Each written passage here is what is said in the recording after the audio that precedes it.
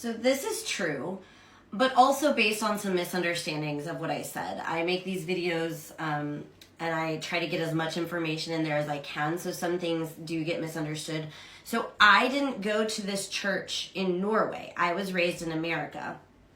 Now, the American equivalent of the Norwegian Lutheran Church is called the ELCA, the Evangelical Lutheran Church of America. Those are the most parallel. And yes, that church is most progressive politically. Women can be pastors, this sort of thing. So culturally, through my ancestry, that's what my family was because we came from Norway. I happen to have a toxic, abusive mom, and I only learned in the last few years that it's very textbook of toxic, abusive people to use religion if they have it as a tool to control people. So she immediately switched us over to what's called Missouri Synod Lutheran, which is much, much more restrictive. Women can't be pastors. They interpret the Bible literally. And she did that for obvious reasons. Now, kudos to my husband. When I met him, I was super, super Lutheran. And I was like, he was a different denomination. He was Methodist. And I was like, we can't get married if you're not Lutheran, which is silly. I was 20. We get married very young in the South in America. That's its whole own other video, okay? So this is me a very long time ago.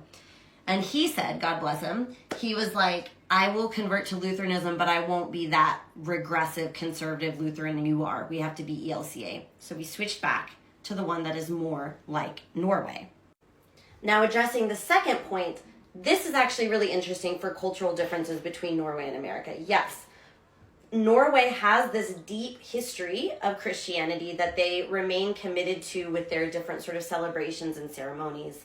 As I mentioned in the other video, girls get their first bunad at confirmation, even though they may not be, probably are not religious.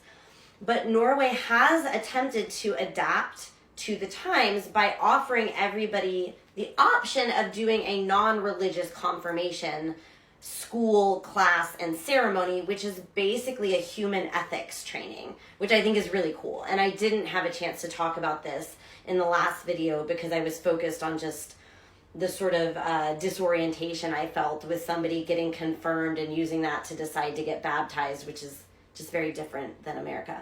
But no, Norway has also, instead of baptism, you can get a name ceremony so that you have the same ceremony or a ceremony, but it doesn't have to be religious. And then you can go through human ethics training instead of confirmation class, which I think is nice. It is true what a lot of the commenters said, that many students or children, adolescents, still pick to do the religious version because I think they feel like they get more money from, as gifts from perhaps more traditional older relatives. So yeah, good points.